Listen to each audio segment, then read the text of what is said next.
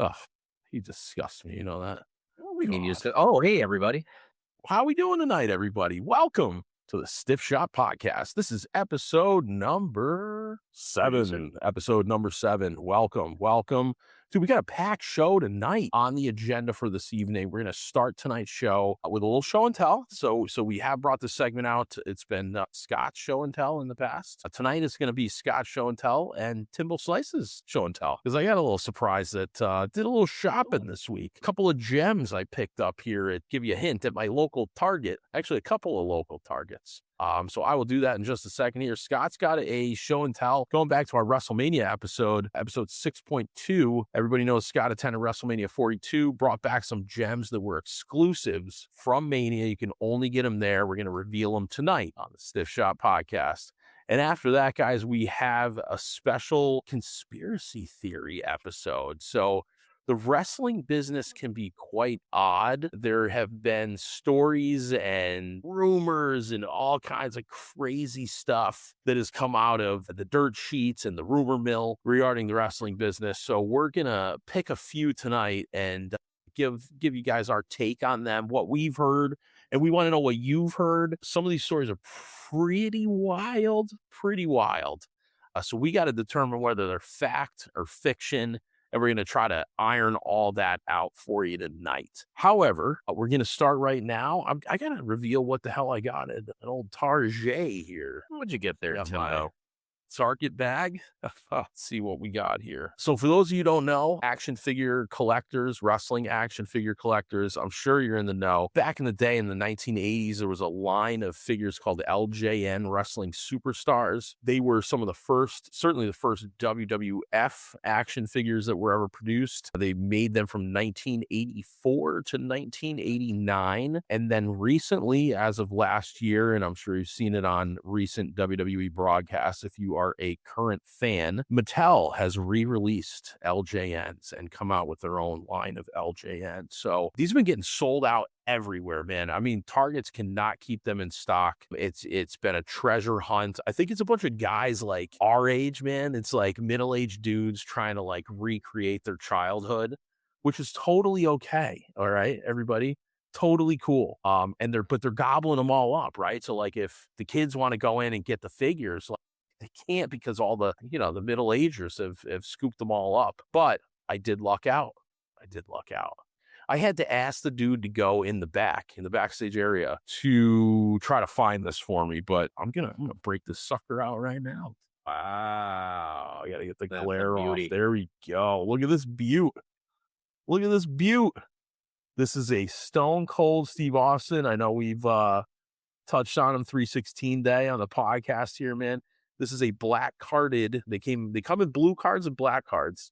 And this is obviously a black card Stone Cold Steve Austin. I wasn't planning to buy this, but then when it appeared in front of me, I said, man, this thing looks slick. And I'm going to go ahead and pick it up. The Stone Cold black outfit with the black background. This thing's pretty ill. I don't know what you think, man. The black card, that is more rare, correct? Even in this day and age? You know, it's interesting. So black cards came out in 1989 in the original LJN line. They were only released in Canada. So LJN was having financial difficulties, from my understanding, and they farmed out the distribution to a company called Grand Toys in Canada. So they were only released in Canada. Super limited production. I'm talking about really, really low production numbers. In the LJN line, the black cards are most definitely the most sought after, highly collectible. They fetch the largest dollars for the LJN line because they were so rare. There was a company in the US that distributed them, but they came from Canada. So the company was called the Wrestling Ring. And it was like a merchandise catalog that you could pick up. And it was a company, I don't even know, maybe Texas, something like that. And that's how you could get your hands on them in the US.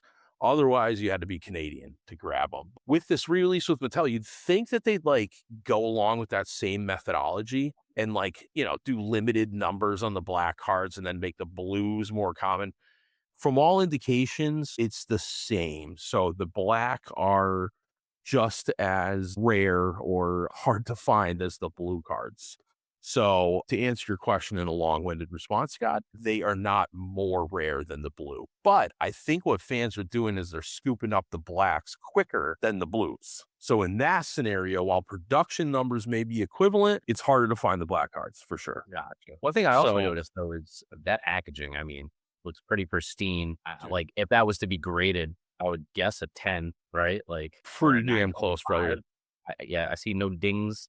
Yeah, like when you put that sideways, that is like straight as an arrow. Look at that sucker, brother. No One bubble thing I always punches. do that some people like, I guess, seek after is whether or not the punch hole has been punched. But the way those are designed, there is no punch hole, is there?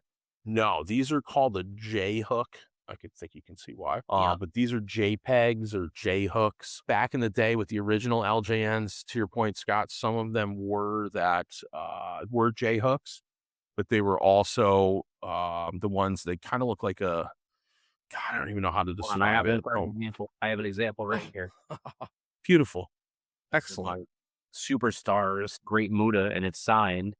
But one thing you'll notice is that right there, it is not punched, which I guess Wow. makes it more sought after and more rare. That and the fact that this is a chase.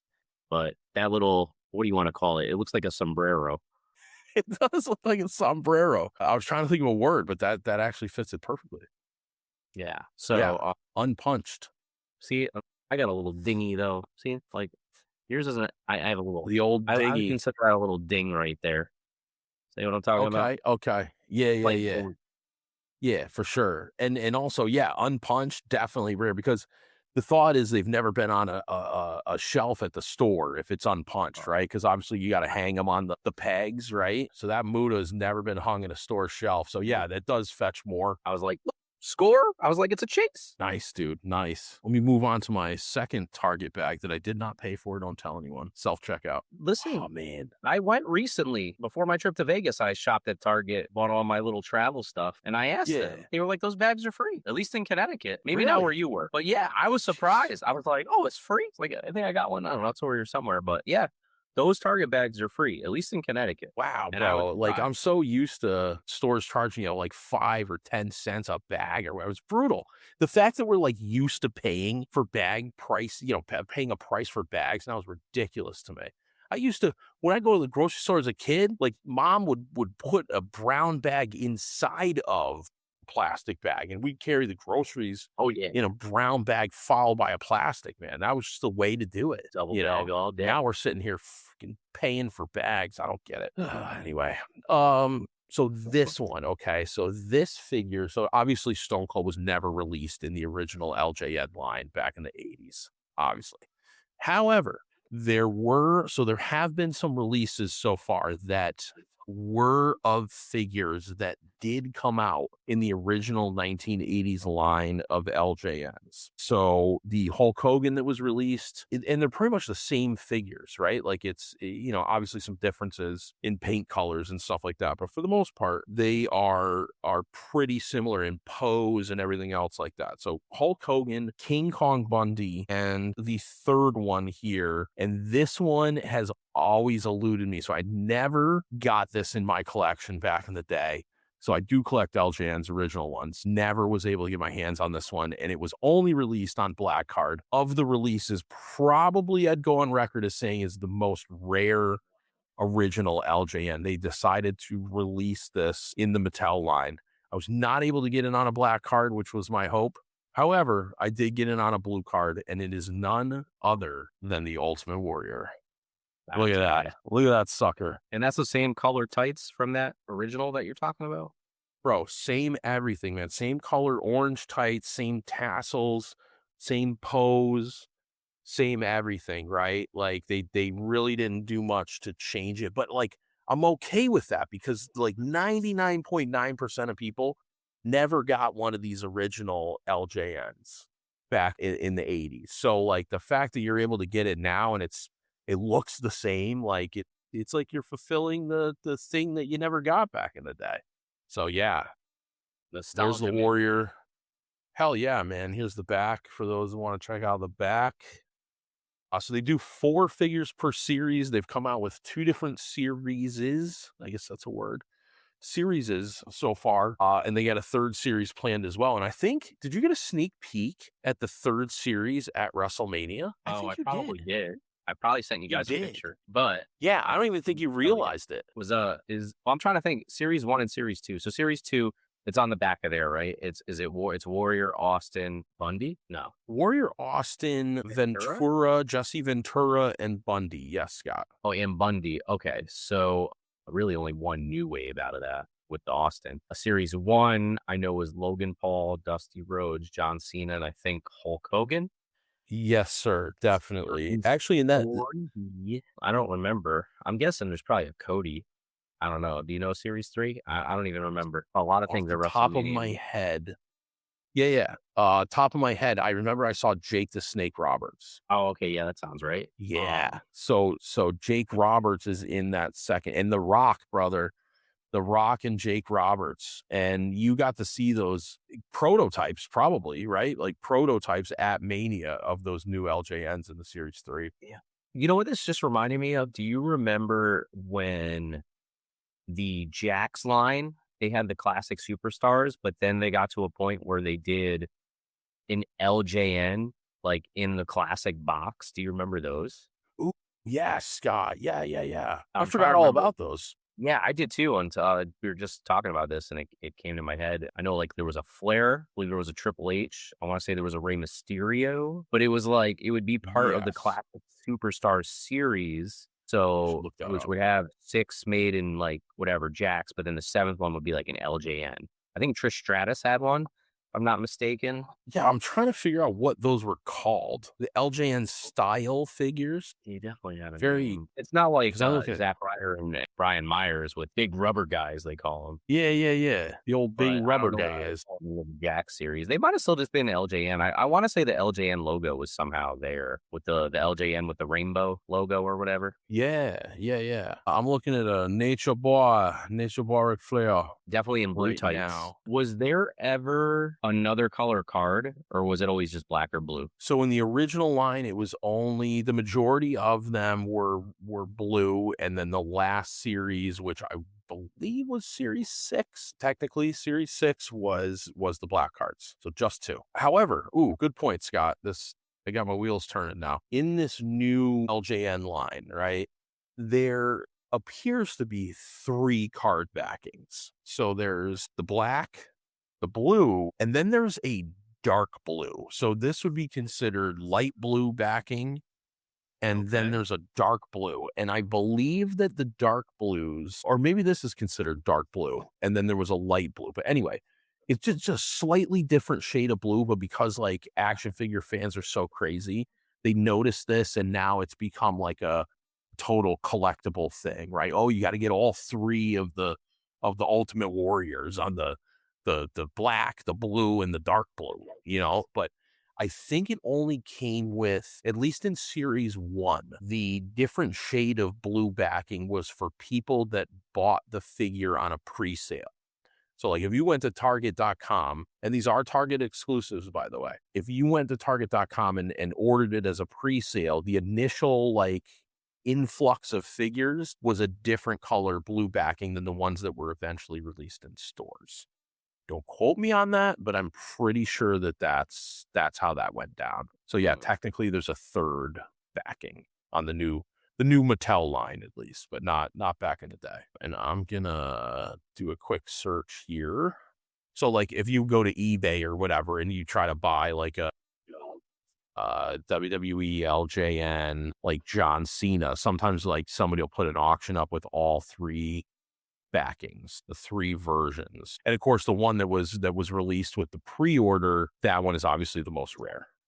Yo, people are crazy, bro. Like right now, see if I can share this here with you. Somebody's got the Jake Roberts, bro. Somebody's got and they do it as a pre-sale. Like these people are crazy.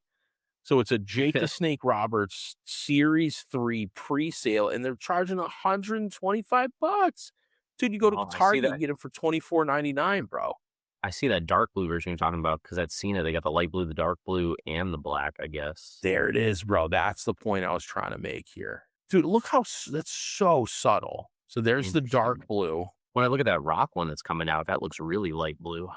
Yeah, so this is the dark blue, the black, and then the light blue Cena there. Yeah, that Rock looks real light blue. You're right, bro. $290. Yo, these people are wild. Wild. Just wait for it to come out, man. Oh, look at those 3 By the black time it's cards right released, you there. can go on eBay and get it for cheap. Maybe Now, how much 50 did you get bucks, it at something like Target? that. Or like $20? 20, Yeah, bro, 23, something like $24.99, man. 24.99 plus tax. Yeah, I'm trying to remember how much they were when I was a kid, like the Jax series. I feel like they were like $10, $12. I could be wrong though. No, I think you're right on that. Because I collected those too. All right, anyway, I'll get off this. I wonder if they made a ring for the LJNs in this day and age, like in this new wave. I feel like they haven't. Not There yet. was no ring at Not Target, yet. right? No, not for the LJNs, man. Back in the day, they did have an LJN ring in crazily, is that a word? Crazily. It got recalled because kids were impaling themselves on the ring posts, apparently. So I like remember some telling kids this got story. real banged up, but yeah, they were like falling onto the plastic ring posts that were like solid, bro. You know what I mean? They were like solid blue ring posts. Is that the rhythm and blues theme there? But I'm having trouble with my desktop computer, and I was trying to find. I didn't even know the volume of nothing. I was That trying sounded to like Greg find Valentine. information on the Series 3 LJNs, but then I couldn't, and then I just stumbled across, and it's saved as a icon on the desktop, and it's just here. You guess the theme. It's not rhythm and blues. Oh, actually, no, stop. I already got it. It's we got to do like a guess that theme episode, man. We really do because I already have it. The piano, ready? Mae Young. You Am I got right? it. Oh, baby. Baby. Baby. Play before you get copyright infringements. Yeah, you can only play like a few seconds or something. Damn, Or dude, I you haven't heard have that to theme move in on so from after us. long, bro. God, that was so good. I just popped so hard for that. God bless It's Mae literally Young, the by the way. dead center icon on my desktop. I was like, oh, let me play this. I haven't heard Mae it in a Young while. is? All right. Anyway. Mae Young is in the center of your desktop right now. Scott, did you just reveal that Any to our audience? more LJN stories you got before my show and tell? Not after that, man. I just want to talk Because more about Mae Young. just maybe, when I get to this, I'll pull a Mae Young card, and then we'll play that theme one more time.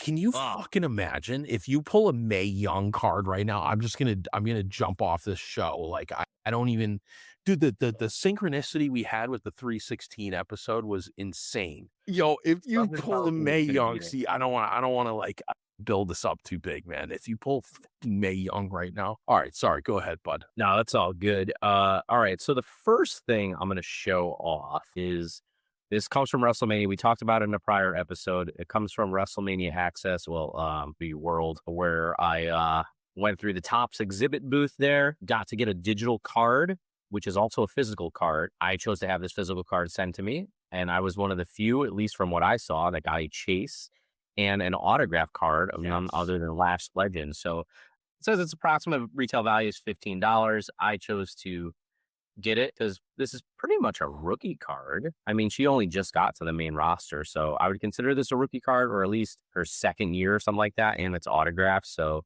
who knows what the value of this will become. But yeah, certified authentic, boom, Last Legend with the autograph. Sorry about the glare. Beautiful, there, bro. Yeah, so If that. you just tilt it the right way, it's yeah. And then we opened up some of these on a prior episode. These are the cards you could only get from that Topps booth as long as you filled out a survey when you were done. They're exclusive to WrestleMania. You can only get them there. So I have 2 of these packs. We'll go ahead and crack these bad boys open, and we'll see what. All right, here we go, guys. We're opening this pack for the first time. This isn't kayfabe here. We didn't open them and reseal them. All right. Yeah. Now it is a clear package, so we know we have a Chelsea green there. So we do have a Chelsea green. Nice. So we got, is that Roxanne Perez? It looks like. I think. Like, no, Scott, real quick, bud. We did not do a card opening of these so far, correct? Or we did it on the live show. Yes. Okay. Yeah, I'll we shut did. up. We Go did. ahead. We did. So this is more There you with that series. Next, we got, is that LA9? No, that's Zack Ryder, right? Yeah. Does it say Zack there you Ryder or go, does there it you say go. Matt Cardona? What does it say? It actually says Matt Cardona. Oh, it does say Matt Cardona. Look at Interesting. that. Matt Cardona and Chelsea Green in the same pack. What do you think about that, huh? Ooh, good point, Scott. What a coinky dink. And the one in between them there was Roxanne Perez, though. Hopefully she doesn't come in between them. We got Stephanie Victor.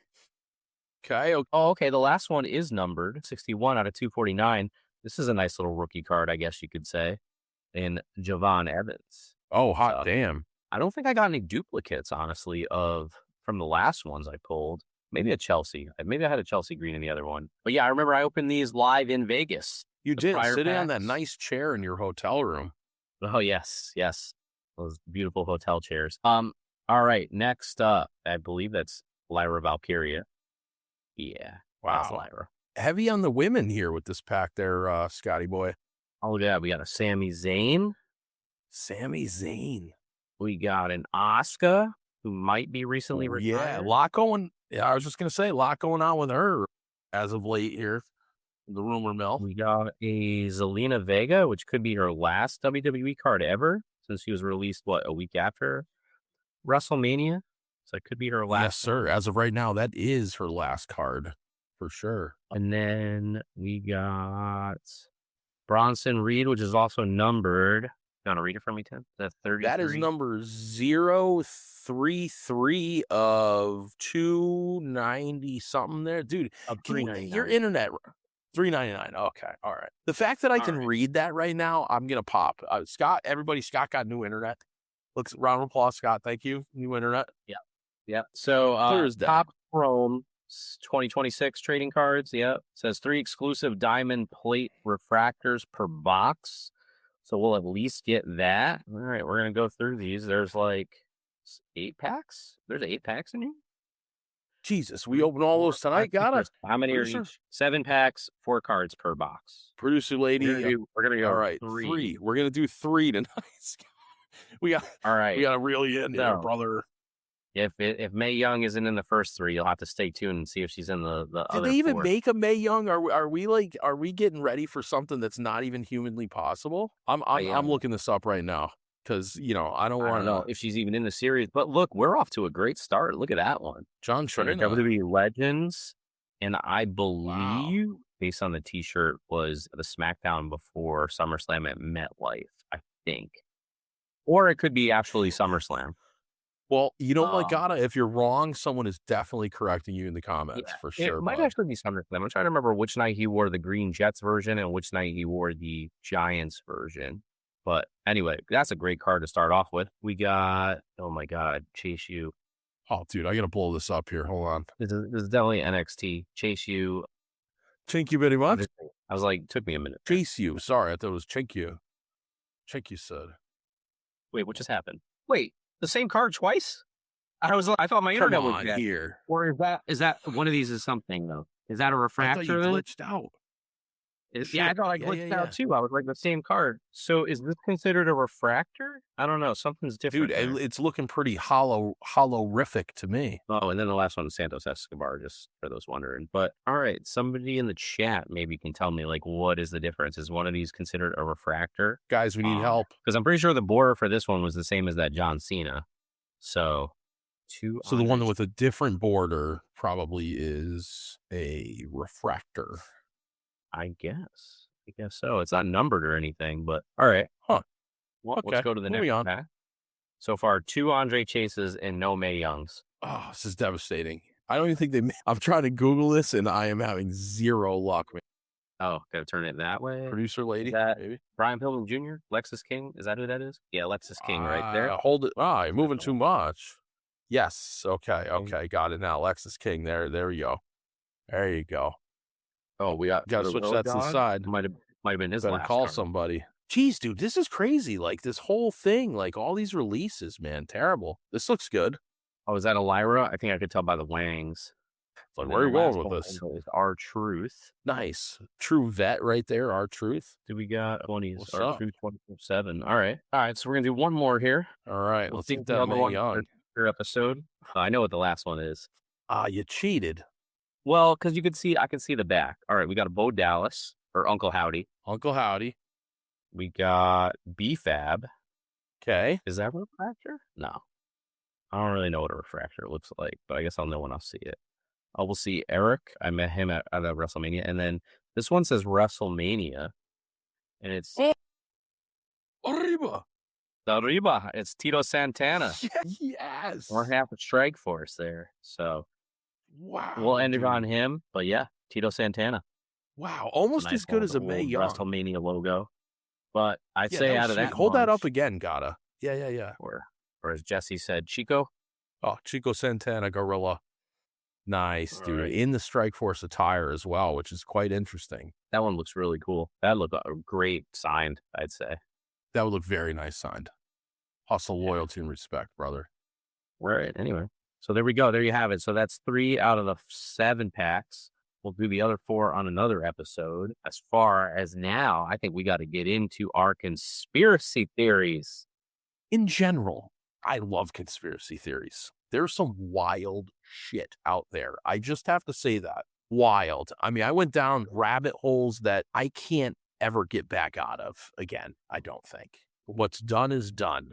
What I've learned is learned, and there's no going back, man. Like the amount of like shit stories out there, like legitimate poo, what was insanity. I like, it's like you're almost better off like just watching the program and like never knowing any of this shit. It's almost better not to know what really goes on behind closed doors with these guys, because different breed, brother. Different breed. A lot of like antics kind of stuff, right? Like that's if they're true. Good point, Scott, right? They are conspiracy theories for a reason. So there's that. Well, maybe it is, or maybe part of it's true and other part isn't. It's kind of embellished. So anyways, that's why you guys need to be the judge. You need to help us out to figure out what the hell's going on here with some of these. Look, there was no shortage of potential conspiracy theories that we could have chosen.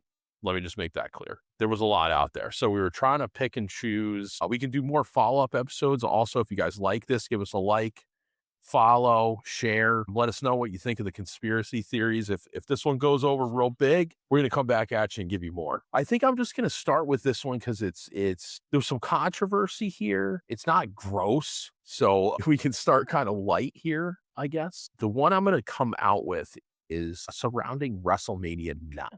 So this is the old Hulk Hogan black eye at WrestleMania IX. So, most of our listeners, I think, are old school fans. Long story short, Hulk Hogan is returning to the company. This is 1993, scheduled to appear at Mania. He shows up to the arena 2 hours before he's supposed to go on, before the start of the show, and he shows up with the worst black eye I think I've ever seen in my entire life. The eye wasn't just like black and blue, like his whole fucking like white part of his eye was black. It looked like his eye was dead, that there was like nothing going on there. He has come out in interviews and said that he was unable to see out of that eye. He said he had over 100 stitches. Man, was that thing gnarly. The controversy, the conspiracy theory is that, what we were told was that he was in a jet ski accident. So Hogan, to his credit, has stuck to that story his entire life. God bless, but he has never wavered from this story that he was in a jet ski accident. We have multiple corroborations of that story, but then the other story is that Macho Man Randy Savage, boom, cold clocked him in the head, right in the eyeball, and shattered his orbital socket. So his orbital socket was shattered and over 100 stitches. His eyebrow was banged up and the stitches kind of ran down the side of his eye. So the question is, guys, was Hulk Hogan in a jet ski accident, or did Macho Man Randy Savage give him a stiff shot right to the eyeball, brother? So, Scott, what do you think, man? I got a bunch of stuff over here to back up both sides, but what do you think, man? Just from your knowledge of the wrestling business, what do you think happened, man? Why was his eye black and blue? So, I mean, I do remember, I could picture his face from that day. Cause I know like when he wins the title at the end of the night, he does one of these and there's like a close up of his face. And I remember specifically the little pieces of tape that are like on the side of the eye that like ran down, but have heard those stories. I have heard that, I don't know if something was Miss Elizabeth involved or whatever that caused Macho to sock him. Have heard that story, but who knows if there's any any correlation to it. There's even though it can be a side conspiracy theory during that whole time period, they say that there was supposed to be a Bret Hogan tug of war photo op with the belt since Hogan didn't want to do business with Bret, but it looked like that was going to be the match for SummerSlam that year. But those photos have Interesting. never come into existence. So that's another conspiracy theory I just thought about, but maybe we'll talk about that one later. When it comes to the jet ski accident, though, I mean, it's very plausible. I mean, did Hogan already accept a role on Thunder in Paradise and he was just testing out the waters to be ready for that show? Because I swear he started filming that not too long after, if not before, that WrestleMania. I believe Thunder in Paradise started in 94, 95. But I believe when he retired after King of the Ring in 93, retired or at least left wrestling from WWE, I believe that's when he was filming Thunder in Paradise, or at least in that 93, 94 realm before Eric Bischoff made an overture towards him at the Disney MGM studios. But anyway, I'm led to believe that it was a jet ski accident. I think that's where my mind goes. I think people would love to spark rumors and say, yeah, Savage decked him or whatever, just to try to bring back up that rivalry. But I don't know. But who knows? I mean, he's not here to tell us anymore, but he said he's always said it was a jet ski accident. So maybe I got to watch that WrestleMania IX documentary one more time. That one that came out, I think, only just a little bit over a year ago. I'm led to believe that it was a jet ski accident, but who's to say? Who's to say? What do you think, Timbo? Well, Timbo Slice did a little digging, a little scouring in the dark recesses of the interwebs here and the wrestling interwebs. And what I will say is Hogan stuck to his story. Okay. So I did say that. Now, he was backed up by Mouth of the South, Jimmy Hart, who corroborated his story, and also Brutus Beefcake. But didn't he work a match with Brutus, a tag that night? I'm trying to remember. So that was another thing I forgot to bring up. For kayfabe storyline purposes, the reason why Hogan came back was to help his buddy Brutus Beefcake out, right? So Brutus Beefcake had a match, I think it was a match maybe against Winar Shyster, or Winar Shyster IRS, always had the briefcase. And I mean, they hit Beefcake with the briefcase. Now, I think Beefcake we'd have to look it up, but I think like maybe he was already going to be going under surgery under, I don't think it was his eye. Maybe it was his eye or was his nose, but there was something with his face his nose. that had to be, it was his nose. Okay. Because if it was his eye, I feel like, well, then the Hogan thing just like fits the story. Here's the kicker. So Brutus was injured in was it a parasailing accident or a That's right. it was, dude, so what the fuck? These guys need to stay off the water. I mean, like, stop going out on the water. Those guys aren't going to stay away from the water. Okay. They grew up on Venice Beach. Okay. At this time period, there was Clearwater, Florida, or Venice Beach. They're probably parasailing and jet skiing at least once a week. Okay. I mean, do you see how freaking tan they are? True. Definitely tanner than you gotta. And that's what I get for living in Connecticut and Clearwater Beach or Venice Beach, California. True that. But anyway, for storyline purposes, I feel like, okay, so they attacked Beefcake. Beefcake had to come back with the mask on after his, whatever, he said his nose, his facial reconstruction or whatever. Irony? Or that, like, Hogan shows up to WrestleMania IX with, like, facial damage, I guess you could say, which was, like, all about the storyline. And I don't know if did they say on commentary, like, at WrestleMania IX, did they say he was involved in a jet ski accident? Because I would have just went with, Money Inc. just slugged him backstage. Boom. Done. Right? Let's write it into the show because that's the easy and smart thing to do. And I don't think they did that at the time. Like, I believe the storyline was that DiBiase was trying to pay somebody off to injure him. But then when he actually came in injured, I don't think they attributed that to the storyline, which is a huge miss.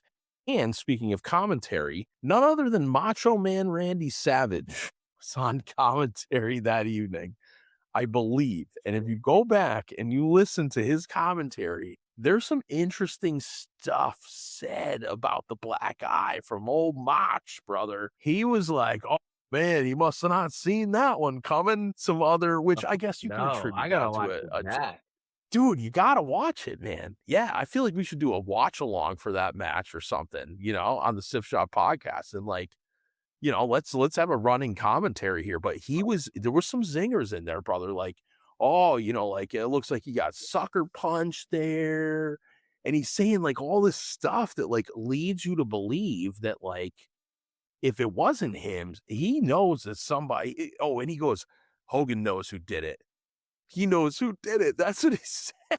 I think I vaguely remember this now. God, I haven't watched WrestleMania IX in a Oh, long time. dude, yeah, I was 100%, man. Me either. I was knee high to a grasshopper when I was watching. Probably not since it originally aired. Actually, the Hogan story. All right, so a couple things to mention here, right? Hogan said that he hit the button, like I've been on a jet ski before. I don't know if you have or not, but yeah, it's like a trigger gimmick thing where you get on the gimmick and you hit the trigger. And he said like his finger got stuck or something like that. And the thing just started like just immediately, like from 0 to whatever, right? And then he goes, when I hit that first wave, I hit it. And I'm assuming that the jet ski went up in the air and he flew over the top of the jet ski with a flotation device on, right? Like, yeah, right. And that he went underwater, and when he popped up, his eyeball hit the underside of the jet ski or some part of the jet ski, and that is how his eye got fucked up. Now, I don't know if the jet ski was like coming down. I mean, a jet ski's probably like 700 fucking pounds. Like, the thing comes down on you and then it hits you directly, like right, just cleanly in the eye, and nothing else gets banged up. And 700 pounds, like he should be dead if the thing fell on him. So it makes you think he went underwater and then bobbed back up and like, looked at the ski and popped his orbital bone or something. But I'm trying to just figure out the logistics of how that happened. But that is his story. And he goes on to say that the jet ski was going like, I think he said 70 to 80 miles an hour or 60 to 70 miles an hour. I have never seen a jet ski that goes 70 miles an hour. It's not possible. So, but again, there could be this, he wants to really work the story and This is kayfabe the and guy all that that good said Andre the stuff. Giant was 800 pounds when he slammed him. I mean, he would always stick by that, Great right? point. So, Great but point, I'm pretty Scott. sure jet skis. I mean, I've never been on a jet ski, but I've been on boats, speedboats, I guess. Well, you'd call it a speedboat, I guess, but it's like 30, 35 miles an hour. Okay, Popeye. Yeah, But maybe 30 to 45. 35 miles an hour feels like 70. So, like, if you wanted to feel like you're going 100, then maybe 50 on a jet ski. I don't know. I'm not a jet ski expert, so I can't really say. But Long story short, there was definitely some embellishment on the side of the old Hulkster there, which, for the record, he's been known to do. Okay, let's be honest here. The guy loves to or loved to embellish stories and things like that. So, some guy online, he was like, 700-pound jet ski hits you in the face and and you got a perfect shot to the eye. Works for me, brother. So, now on the flip side, the Savage story. yeah. Oh, go ahead. You got another point? Well, I'm just thinking, like, could the Savage story be a little kayfabe? Could Vince be telling Savage, hey, say these little things, don't like say you outright did it, but imply, if I can get Hogan to sign for a year, well, what's Hogan doing after he drops the belt back to Yokozuna? Would SummerSlam 93 be Hogan Macho one more time? And I don't know, could that have been the way to go with that storyline? You never know. You got to always have something storyline, I guess, in the back pocket. But it was like, what would be your plan to do with Hogan? Because if you had Hogan for one more year, let's just say all the way to WrestleMania 10, because you would have to think WrestleMania 10, you'd be able to pull Hogan's arm. Hogan, we're back in the garden, 10 years in the making. Like that could have been that. Honestly, WrestleMania 10 probably could have been Hogan's farewell, at least at that time. As far as like Hogan, he loses the title back to Yokozuna. You could somehow, somewhere in there would have to be Hogan Brett, and then maybe Hogan Savage at WrestleMania 10. But based on that time period with no Hogan, that's when maybe they had to elevate Crush and say, Crush, no, you're going to fill this Hogan spot. And this is all speculation. This is a conspiracy theory, right? But this is the episode's about. There you go. Hogan's not coming back. Crush, we're going to have to turn you heel and you're going to feud with Randy Savage for the next 6 months. Have your match at WrestleMania 10 that Hogan was supposed to have. Maybe. Who's to say? Interesting. I don't know. But I think that's very, very possible that they had to fill Crush into that spot. But anyway. The other side of things is the Savage side, right? We said on the Hogan side, it was Jimmy Hart and Beefcake backing him up, but honestly, they would back him up, right? I mean, come on, those were his boys. I'd be interested to hear what Brutus has to say now, since they had a falling out, like what his take on this is now, if he changes his story or if he, sticks to the original. But anyway, on the Savage side, like a lot of guys in the back, it seems, say like, oh, I thought this was common knowledge that Savage punched him in the eye. Jimmy Cornette on his podcast came out and basically said that it was Savage that punched him. So he's on record as saying that. I got a question there though. Cornette, like, how would he know? Because I don't think he had debuted yet. Am I wrong? It's a great point. Someone said that in the comments too of his video. Yeah, I don't think he debuted till later that year. He debuted when Heenan was still there, because Heenan was on commentary when he debuted. But then Heenan left not too long after. Heenan left at the end of '93. So I feel like Cornette had to be like fall of '93. I'm gonna go with. Okay. I mean, so again, this adds to the conspiracy, man, because Cornette's coming out on record and saying that was definitely Savage, but he wasn't backstage. He wasn't there, man. So like, again, here's it through the grapevine. Do you trust Jimmy Cornette or do you not? Well, he's got nobody. He doesn't have a reason to lie. But like, what I was thinking though is like, when I really deep dive into this, is it for kayfabe purposes? Macho's saying all this stuff on commentary during the match, but is that because Vince told him to? Did he see Hogan staying past King of the Ring? Was there going to be one more Hogan Savage match that could have been the blow off at WrestleMania 10? Now, who did Savage end up facing at WrestleMania 10? None other than Crush. But what did you have to do with Crush in that meantime? You had to explain his friendship with Savage. You had to turn Crush heel to attack Savage at that summit. I remember there were famous summits going on in the world at the time, so it was very highly promoted as the summit between Savage and Crush, because they were having some disagreements with each other, and it looked like they got back together. And then that's when Crush picked him up and busted his lip on the guardrail there. Oof. I remember commentating as a kid, but WrestleMania 10, that was the big blow off match, and they feuded for those 6 months there. But would have it been a Hogan Savage match at WrestleMania 10? And if it was, would have one of them turned heel? I don't know if he would have done that. There wasn't a lot of babyface versus babyface matches back then, but would have that been the storyline? And did Crush kind of replace Hogan? I mean, let's be honest. Like, Vince probably really wanted Hogan for WrestleMania 10, right? 10 years in the making, back in Madison Square Garden. Would have been a great send-off if that was going to be Hogan's last final run, if he thought he had him for a whole year. Instead, he only had him for 3 months, right? The WrestleMania, the King of the Ring, and then some European tour, I guess, in between. Or I guess, yes, some of that European tour, I think, ran after King of the Ring. After, yes. Yeah. Yes. And interesting too, Scott, and no one, by the way, you're only going to see this here on the Stiff Shot podcast because no one else has done a deep dive the way Scott just did a deep dive on this. Was this a long play by Vince McMahon or an attempt at a long play with Hogan during this time frame? My mind didn't even go there. And going back to your point, why did Hogan win the championship that night? And there's two schools of thought there. There was one that Vince wanted to keep him around, that it was like, okay, let me put the strap on Hogan tonight, and in hopes that, he continues this, and maybe to your point, Scott, he goes into a feud with Savage further down the line there. The other thing is, do you remember where WrestleMania was held that year? It's escaping me right now. Las Vegas. That's Caesar's Palace. Las Vegas. There you go.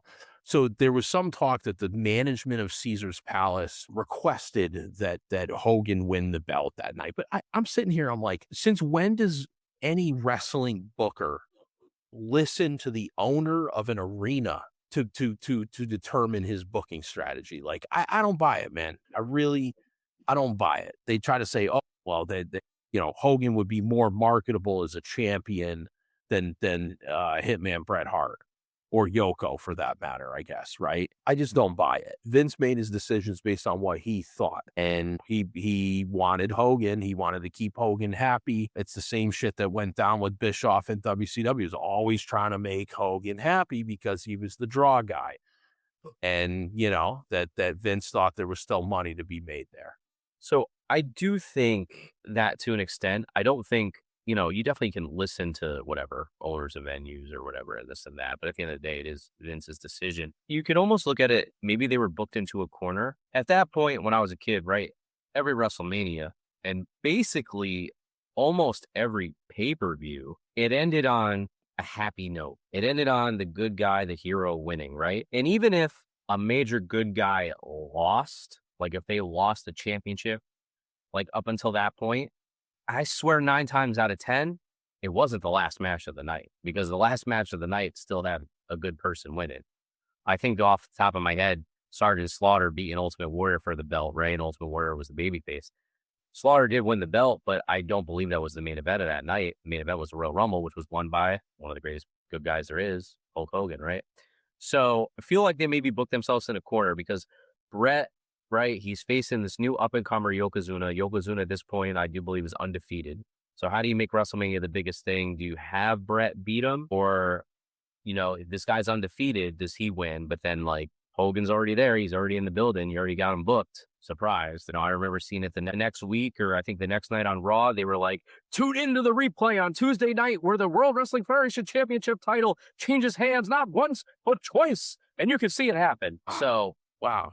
I don't know. I just think, I think maybe they booked themselves into a corner a little bit. I think there's a number of factors why you have Hogan go over at the end. But I think there's another thing I was thinking about is Lex Luger in all this, right? So Lex Luger comes in, he's the narcissist. I guess it happened. There probably is footage of it, but there's something where he attacked Bret Hart, maybe gave him the forearm, the steel plate forearm at the Bagels, Biceps, and Brunch at WrestleMania IX weekend, like earlier in the game. I forget, dude.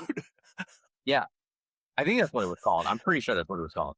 Yes, I haven't heard that phrase in I don't know how long, man. They need to bring that shit back, dude. Yeah. So I can't wait for our TikTok here with the bagel, a bicep, and then like a breakfast platter over here. But anyway, so I guess the attack, and there might be footage of it. I don't know. I can't remember. Somebody in the chat could probably tell us. But obviously they had big things planned for Luger then, and would have Luger gone into a feud with Brett. But then obviously when you got to the point where, okay, Hogan's pretty much done. He's going to do this European tour. He's not going to do anything else. Well, we need a new super baby face. And that's when they turned Luger, to the red, white, and blue. So it's an interesting turn of events in all of it. But who knows what would have ended up happening there. I mean, they could have did a thing with Luger and Hogan probably later that year. Who's to say? Who's to say? I don't know. We've gone off way far into this conspiracy theory.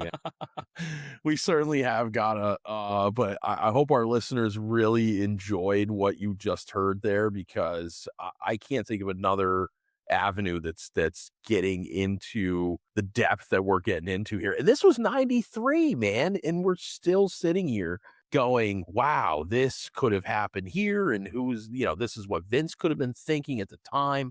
Booking decisions, things like that, and I'm along for the ride here with you, Scott. That was awesome, man, and totally plausible too. It's tough to say what the thought process was back then because you had so many moving parts, right? You had Hogan, who had his own agenda and all that. You had poor Bret Hart, who the finish to that whole pay-per-view was just wonky.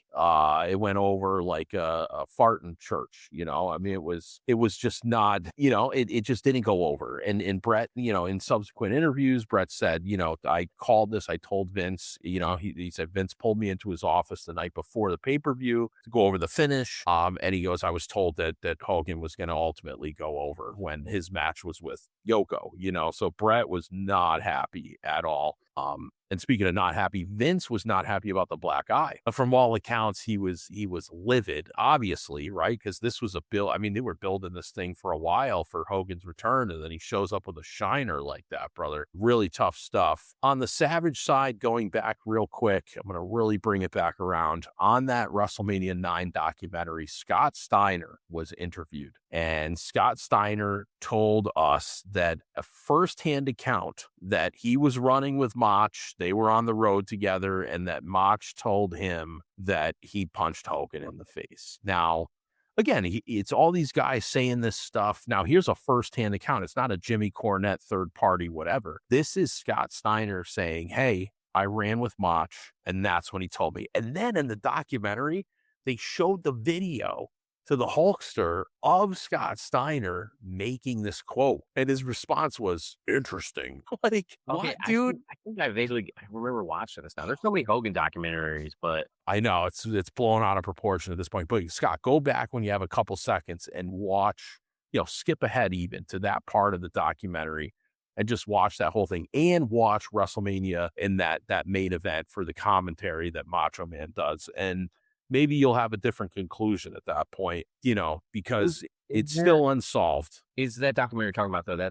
Is that the WrestleMania IX documentary, or is that a Hogan? I believe so. I believe Steiner was interviewed in that Peacock documentary there. You say it though. I know on like Bruce Pritchard's podcast, it was considered at one point for Scott Steiner to actually win the 1993 Royal Rumble and have Bret Hart versus Scott as a Steiner brother. Or no, was he even in the company yet? He might have been coming fresh off of WCW. I know.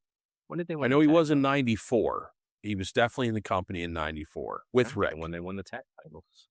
Well, no, the tag titles, sorry, it wasn't a tag title match at WrestleMania 9. It was against the Head Shrinkers, but it wasn't a tag titles because tag titles were obviously Money Inc. in that match with Hogan. There you go. So Steiner's, I don't know. Were they even at the Royal Rumble? They must have been if he was considered. They must have just signed him. But yeah, I guess alternate universe, Scott Steiner pushed in the moon in 93, I guess. Holy mackerel, which would have been, obviously he was later on in WCW, but that would have been interesting to see back in the WWF at that time. And on the Savage point, the what they said, to back up or to correlate the Savage side of the story, there was some controversy with Savage and Miss Elizabeth in their personal life.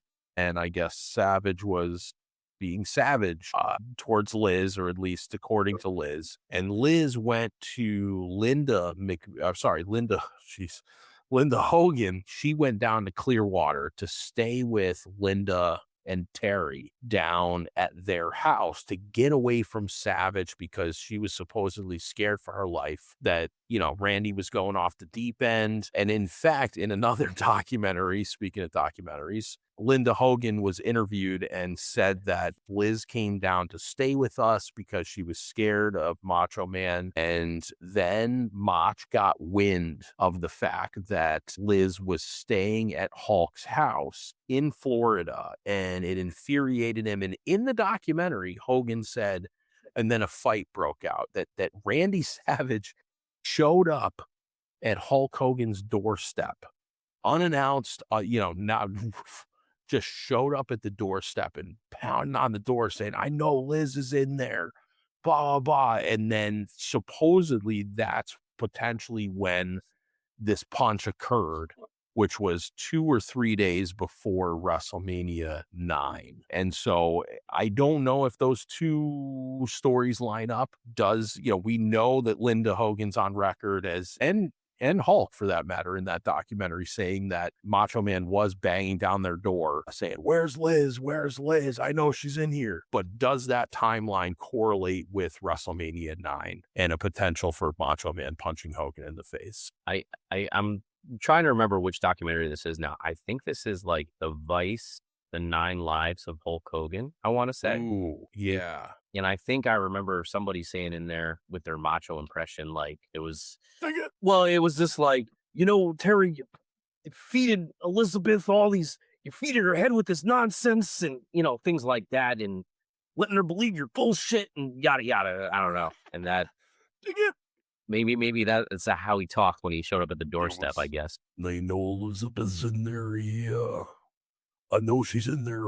And open the door. Yeah. You're not going to get any more out of me. I'm already sore right here. Oh my God. Okay. I don't know how he did it for that many years. Wow. Okay. Tearing up here. That was my attempt at a Randy Savage impression. Anyway, jury's still out. We need your help, guys. If you have some insight into this, if you have comments, shit you've heard, drop it in the comments. Man, oh man, we went down like a slide here, man, of all kinds of stuff and potential bookings, how things could have looked in 93 and into 94 if some things had changed slightly. Very cool and interesting stuff. So we've only gotten to one conspiracy.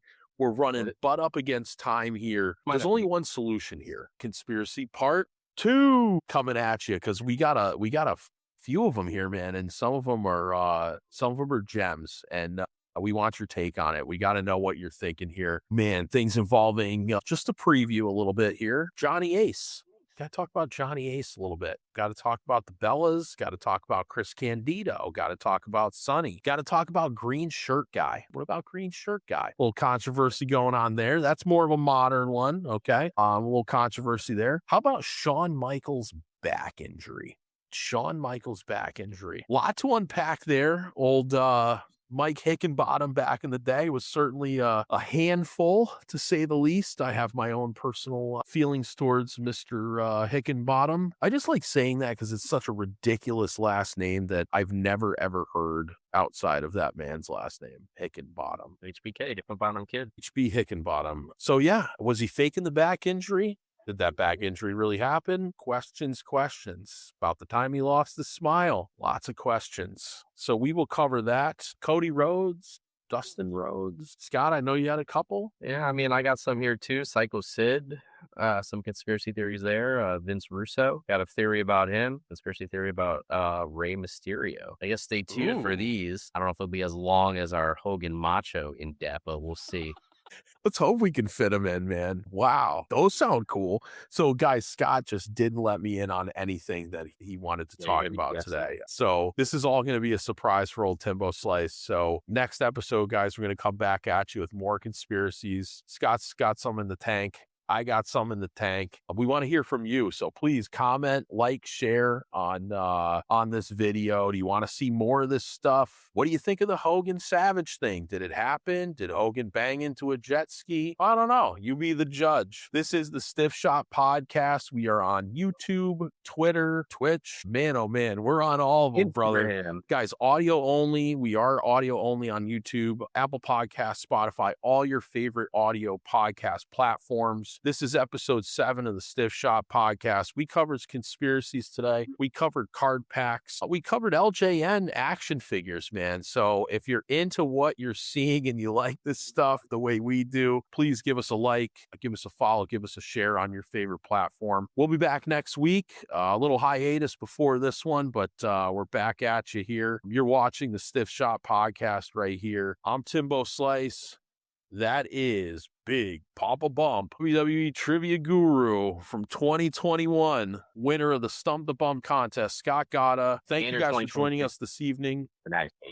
How dare you correct me right now, Scott. Anywho, Mr. Trivia, Scott Gata. We love you guys. Give us a like, follow, share. We'll see you next week on the flip side. This is the Stiff Shot Podcast. We're signing out. Have a good night.